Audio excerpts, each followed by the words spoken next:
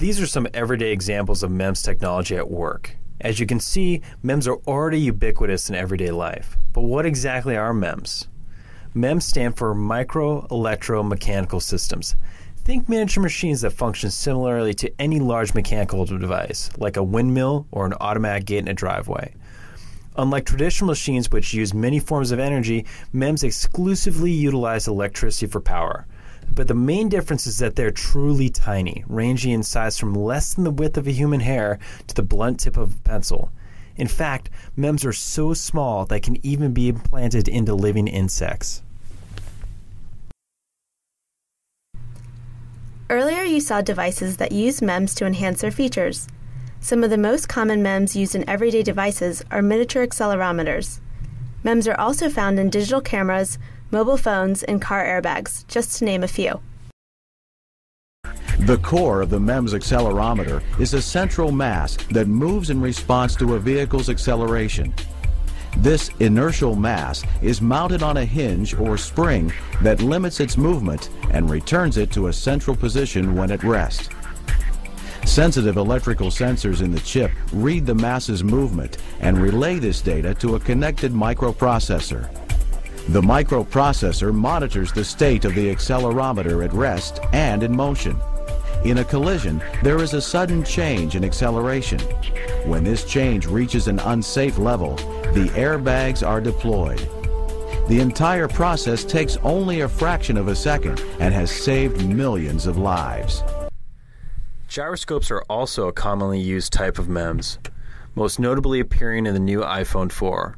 In fact, the iPhone 4 utilizes both a MEMS gyroscope and a MEMS accelerometer to allow for 6 axes of motion sensing. Jobs describes this new development in his introduction to the iPhone 4.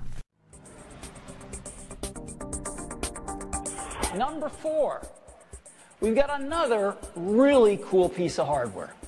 Remember when we added the accelerometer and how that opened up a whole new vista of gaming? Because we're adding a gyroscope. We're adding a 3-axis gyro, which is fantastic. Pitch, roll, and yaw. Also rotation around gravity. And we've tied the gyro and the accelerometer and even the compass together to provide 6-axis motion sensing. MEMS are composed of sensors and actuators. Sensors act as receptors, receiving stimuli from the environment, like sound, motion, and temperature. Sensors then transfer these inputs to actuators, which generate a response. Think of when you touch a hot stove. Your body senses the heat and immediately responds by retracting your finger from the surface. MEMS function in the same way. MEMS devices derive many significant benefits from their small size, and we'll highlight just a few of them here. First, the micro nature of MEMS allows the devices to be produced efficiently and operate on minimal power requirements. In addition, many microsensors have both superior accuracy and superior speed compared to their macro-sized siblings thanks to cutting-edge fabrication and their minute scale. For instance, a MEMS sensor that needs to be heated up for use would require significantly less time and energy to do so. Another key feature of MEMS is that they allow integrated circuit processes, which is essentially that MEMS units can be amalgamated. Generally, these larger combo units are manufactured singly, but their component systems are fabricated using low-cost batch techniques. Finally, MEMS benefit from increased durability, which is particularly important for accelerometers in car airbags and in aeronautical engineering. Let's walk through a demonstration of how MEMS add value to the automotive industry, which uses microsensors and safety devices, temperature regulation, and pressure controls.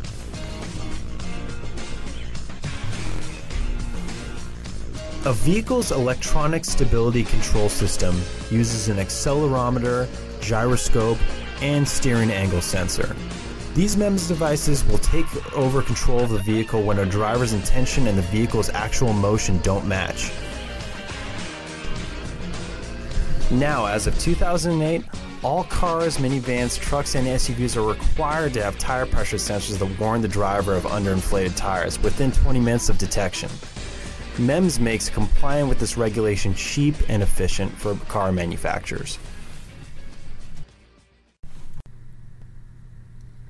Key limitations for utilizing MEMS involve the manufacturing costs and processes, the need for an energy source, and simply physics. Companies choosing to manufacture MEMS incur high investment costs to acquire the necessary equipment. The process to manufacture MEMS is also a very precise and delicate undertaking. The actual packaging of MEMS and the temperature used during the process can easily distort the intended functionality. And because MEMS operate on the microscale, the importance of gravity decreases in relation to other fundamental forces. Finally, MEMS are electricity dependent, requiring an energy source to function. Since MEMS first began their integration to products in the 90s, we've seen significant increases in the number of MEMS being utilized by and built into other goods. While proliferation of the existing MEMS systems is likely to continue and represent a significant portion of the industry's growth, the future of MEMS clearly has greater potential. If you want to analogize, you could argue that MEMS is not so much any single product, but rather a new way of looking at production. By analogy, then, you could equate MEMS to the development of plastics, which haven't functionally changed products so much as they offer advantages in production and material properties. To date, the main applications of MEMS have generally been limited to pressure, motion, and identification.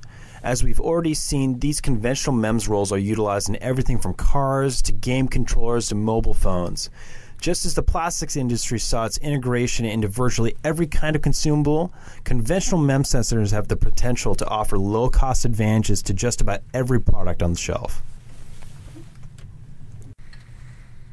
At its core, MEMS is simply about information, and information is valuable, independent of the industry or the product.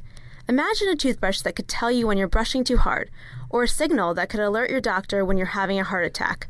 Now, of course, the potential for ubiquity does have its risks, and clearly not everyone is excited about the prospect of being monitored. The logic of the military-industrial complex requires continued expansion into every corner of social life, and the engine of its growth is paranoia, both real and manufactured. Well, here's something to be frightened of. If the Pentagon has its way, very soon we may be spied on by an army of remote-controlled insects. Like so many other defense programs run amok, its current focus lurches into the truly bizarre and horrifying. As reported by author Nick Turse and others, Pentagon researchers are currently engineering insects to have electronic equipment embedded in them. The goal is to control the nervous system of these insects, and thereby their movements, remotely. Whether or not you're particularly worried about the proliferation of MEMS devices may come down to how much of your Facebook profile you believe is actually hidden. But the truth is that at the very moment, you, the viewer, are at the epicenter of an information exchange, and hopefully it's for the better.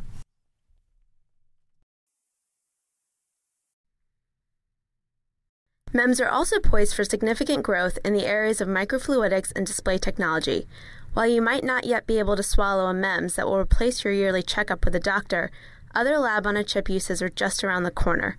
The WHO reports that currently 2.5 billion people are at risk for dengue fever. With a 20% mortality rate, dengue fever is a global concern, and unfortunately, many of those who are hospitalized are children. Engineers and doctors are using MEMS to create cheap and accurate testing so that detecting dengue fever is as simple as giving a drop of blood.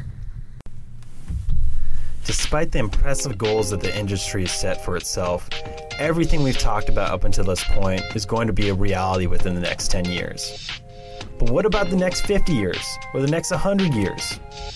From a market analysis standpoint, a review of MEMS reveals that we've likely only just begun to harness their potential. Since production costs are currently prohibitive, MEMS innovation has been limited to large-scale applications, but the distribution of web-based information and affordable fabrication equipment has the ability to unlock the long tail. The MEMS revolution is around the corner, and the potential is at your disposal.